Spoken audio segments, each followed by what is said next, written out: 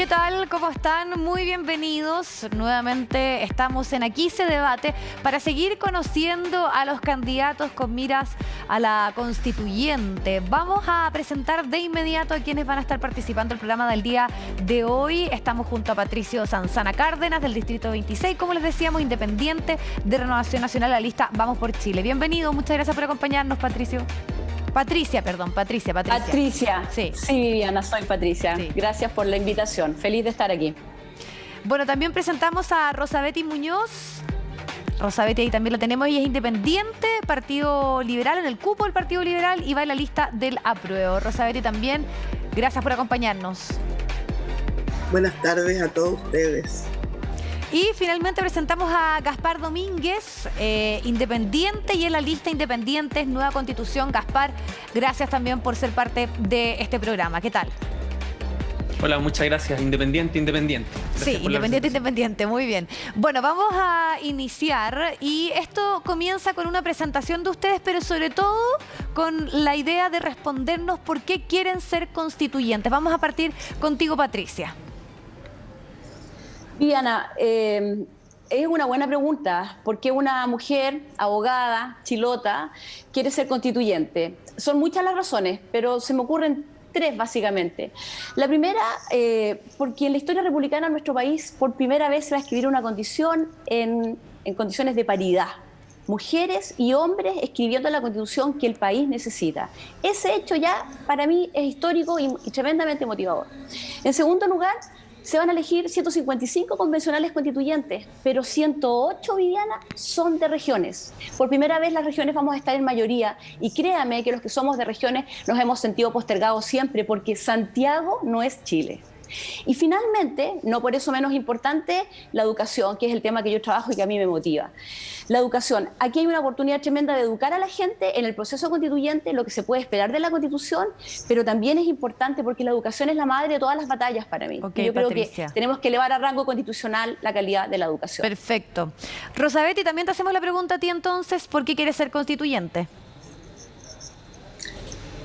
Yo quiero contar que soy poeta, soy escritora y creo que eso es muy importante para haber tomado esta decisión, porque pienso que soñar un país distinto, mucho menos desigual de lo que es hoy, ¿cierto? Menos injusto de lo que es hoy, es un tema que nos convoca, yo creo, a muchos escritores a lo largo de los años en que hemos estado haciendo escritura en Chile, que se entiende también como resistencia y como acto político el escribir.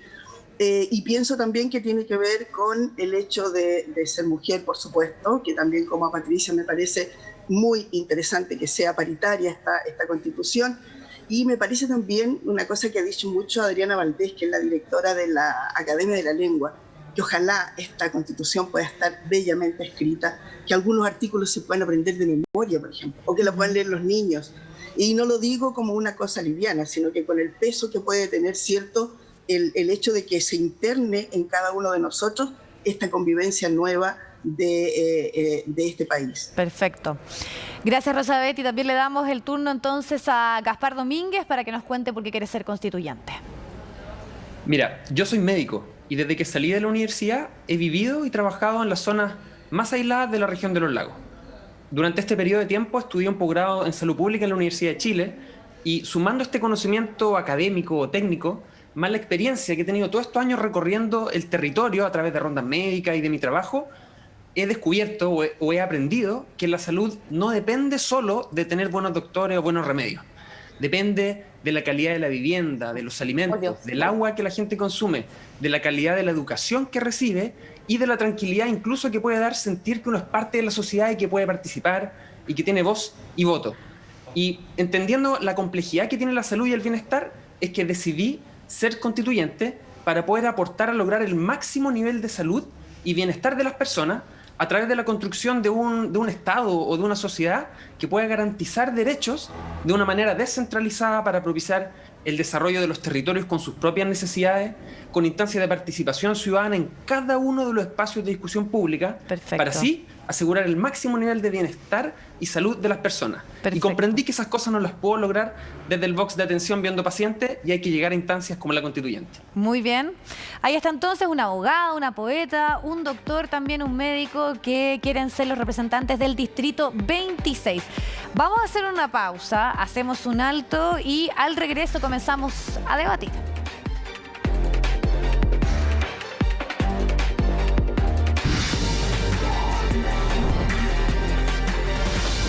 Bueno, ya estamos de regreso en Aquí se debate, conociendo a más candidatos constituyentes. En el caso del día de hoy tenemos a representantes del Distrito 26 y para quienes no lo sepan estamos hablando de comunas como Puerto Montt, Ancud, Chaitén, Maullín, Castro, Palena, Futaleufú, entre otras comunas que representan este distrito. Y ya que un tema que de alguna manera también ustedes esbozaron en su presentación es la urgente descentralización en nuestro país. Quisiera partir preguntándoles si estarían de acuerdo que para avanzar en esa descentralización se discuta, por ejemplo, en nuestra Constitución, avanzar hacia un modelo federal. Gaspar Domínguez, partimos contigo. Sí, gracias por la pregunta. Efectivamente, dentro de los pilares que hemos propuesto desde esta campaña que se ha levantado, ha sido trabajar en la descentralización. Y es muy importante que la pregunta que tú me haces parte de un supuesto falso, que es el supuesto de que los países federados son países más descentralizados.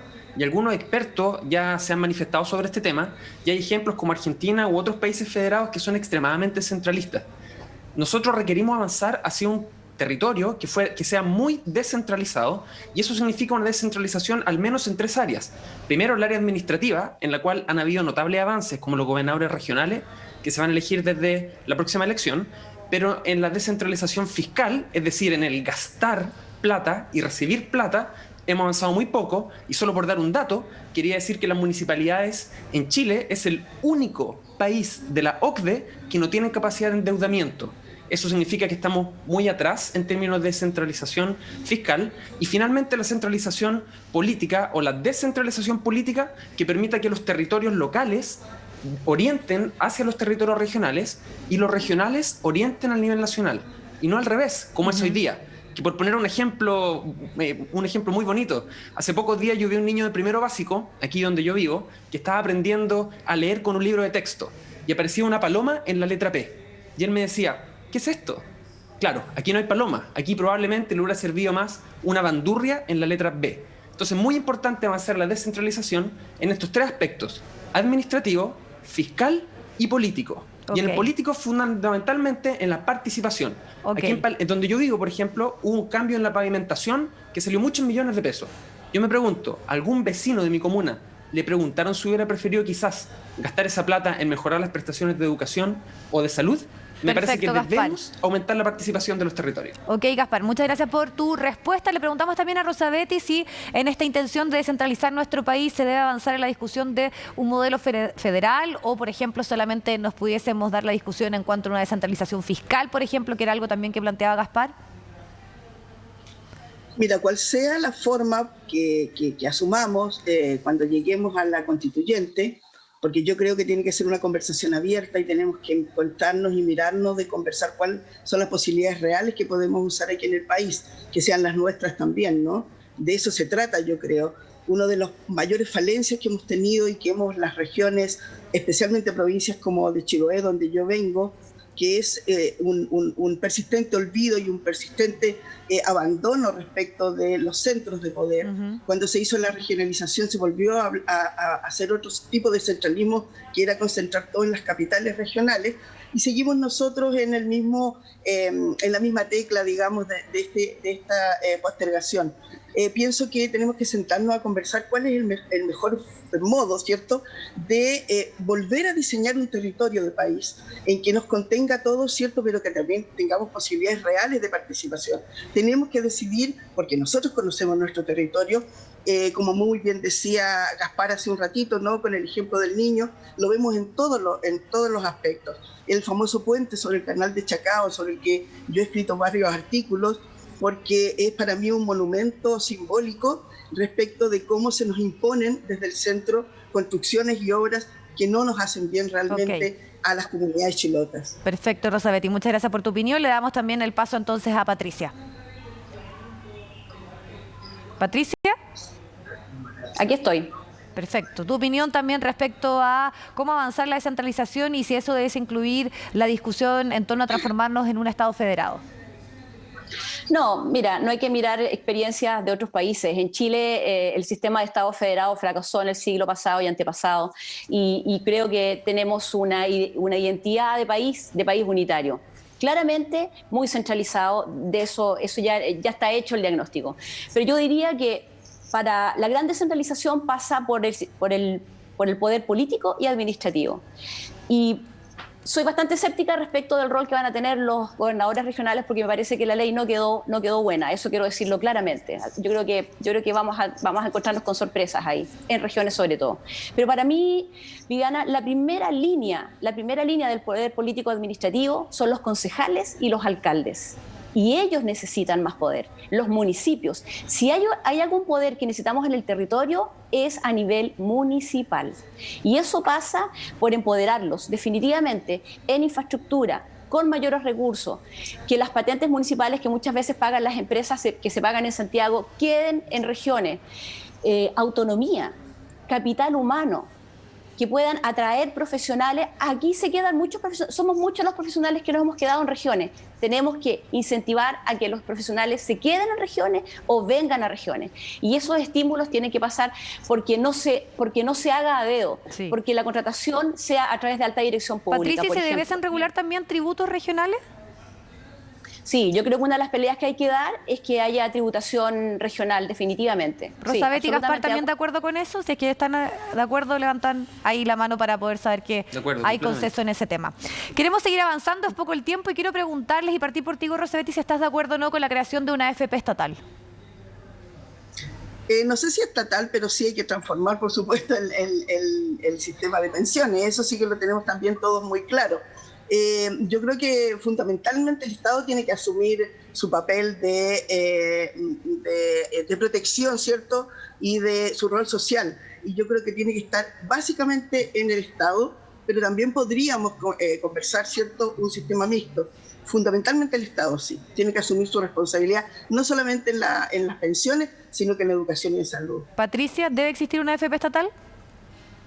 Viviana, lo que tenemos que hacer los constituyentes es asegurar en la Constitución una garantía constitucional de seguridad social para todos los chilenos sin discriminación alguna. En materia de una AFP, eso es materia de ley, va a tener que definirse en el Congreso. A mí lo que me preocupa es que cuando hablamos del Estado, se habla como el Estado solucionador de todo. Hay un estudio de Desiguales que dice que la gente de este país se siente maltratada, particularmente por las instituciones del Estado. Entonces ahí tenemos un tremendo trabajo que hacer. El Estado no lo va a solucionar todo, tiene que cooperar, tiene que haber cooperación del mundo privado. Y me parece que en materia de seguridad social tenemos que dar la garantía y establecer todos los mecanismos que se permitan a través de una ley, ya sean públicos, privados o estatales. Gaspar. Sí, quisiera definir primero a qué corresponde la seguridad social. Y la seguridad social se entiende como que las personas reciban lo que requieren para poder recibir y tener autonomía y garantizar su desarrollo, y no necesariamente recibir lo que pueden pagar, que es, por ejemplo, lo que pasa hoy día en salud.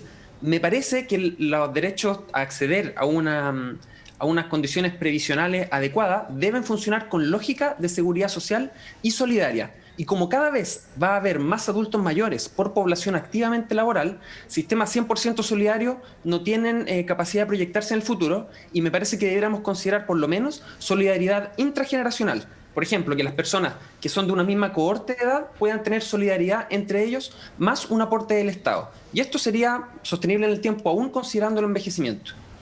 Patricia, en nuestro país hay cerca de 400.000 hogares que no tienen acceso al agua potable, y esto ha generado, y durante mucho tiempo se ha discutido en torno al tema en nuestro país, pero más allá del agua quiero también extrapolarlo si en la nueva Constitución se debiese discutir la nacionalización de los recursos naturales. ¿Cuál es tu opinión? En relación al agua, yo creo que lo que se tiene que discutir es la consagración a nivel constitucional del derecho de uso al agua. No sé si particularmente el concepto es nacionalización. Yo creo que es la garantía constitucional y lo que exige la gente y lo que siente la gente, fíjate que de nuestro distrito en particular. En esta zona vivimos en esta época proliferación de camiones aljibes llevando agua a los sectores rurales porque no tienen agua. Entonces, se tienen que fortalecer los APR rurales, que son los mecanismos de extracción de agua para los sectores rurales. Se tiene que garantizar el derecho de uso humano al agua, pero en concomitancia con los otros usos que tiene el agua. En el uso agrícola, el uso industrial, los ecosistemas tienen que regenerarse también hay que cuidar el agua de los ecosistemas. Entonces, ¿y seguir manteniendo esos derechos al agua que se han dado a precisamente esos usos que tú mencionas? Mira, lo que dice la ley, el Código Civil, es que garantiza que el agua es de todos los chilenos y garantiza el uso de todos los chilenos. Pero eso no está consagrado constitucionalmente. Sí. Y se generaron muchos derechos de agua que no se están usando. Y yo creo que ahí hay un trabajo que hacer. No pueden estar cautivos derechos que no se están usando. Rosa Betty, tu opinión también respecto a este tema, y más allá del agua, que puntualmente sabemos que es una urgencia, es si debimos ampliar también este debate a nacionalizar otros usos, otros recursos de nuestro país. Mira, yo voy a partir por un concepto que he escuchado que algunos candidatos de los pueblos originarios quieren poner en la Constitución y que me parece no solo de una belleza, sino que muy atingente, que es el buen vivir, y que esté considerado como un derecho básico fundamental al buen vivir. Más amplio todavía que el bien común. Un buen vivir que significa respetar la naturaleza en la que nosotros estamos, convivir con el medio ambiente, y eso por supuesto se cruza con esto que acaba de plantear respecto del agua. Yo creo que en ese tema sí que hay que ser tajante y hay que recuperar el agua sin propietario. Yo no me puedo imaginar que hayan empresas que tengan propiedad del agua y que tengamos que estarle comprando agua y que hayan empresas que estén como están haciendo en Chiloé, despojando de toda la capa vegetal que mantenía una relación, ¿cierto?, de necesidad. Por eso estamos sin agua, por eso estamos con camiones aljibes, porque no se ha respetado en lo más mínimo la convivencia con la naturaleza. Y ese concepto yo creo que tiene que ser tratado con profundidad en la Constitución, porque no puede ser que el derecho privado esté por sobre el bien común. Perfecto, Rosa Betty. Gaspar, ¿tu opinión respecto a este tema? Sí, sobre ello estoy en desacuerdo con lo que decía Patricia. Me parece que el agua debe ser considerada de manera constitucional como, de todas maneras, un elemento asegurado para la comunidad y que no tenga la propiedad, que sea como hoy día son, por ejemplo, las riberas de los ríos o la alta montaña. Son lugares que no tienen propiedad. Y me parece que la discusión de fondo no tiene que ver con quién es el dueño del agua, que dicho sea de paso hoy día, el 79% de los derechos del agua están concentrados en un 1% de los titulares. Es decir, no solo tienen dueños de aprovechamiento, sino más bien está muy concentrado en pocos grupos. Me parece que el foco y el fondo de esta discusión es que el medio ambiente debe ser considerado como la base de la vida y la comunidad. Y todas las acciones que realice el Estado deben ser tendientes a proteger el medio ambiente. Y hoy día la protección del medio ambiente se garantiza en la Constitución a través solamente de mantener un ambiente sin contaminación. Me parece que tenemos que avanzar y ser mucho más tajante en ello y poder tener una Constitución que garantice que toda la acción humana debe estar considerando mantener el funcionamiento ecológico del medio ambiente con una lógica también hacia el futuro, es decir, que pueda mantenerse para las próximas generaciones. Y finalmente esto adquiere importancia si consideramos que estamos en pleno crisis climática global. Perfecto, les queremos agradecer a Patricia, a Rosa Betty, se nos acabó el tiempo, a Gaspar también por la posibilidad de escucharlos, de conocerlos más y obviamente pendientes vamos a estar de lo que ocurra en el distrito 26, de donde ustedes son representantes para ir a la constituyente. Gracias y que estén muy bien. Buenas tardes. Muchas gracias. Chao. Bueno, de esta manera hemos llegado al final de este primer ciclo que hacemos de Aquí se debate. Luego a las 19 horas vamos a seguir conversando de estos temas. Ahora lo invitamos a seguir en nuestra sintonía porque continúan las noticias.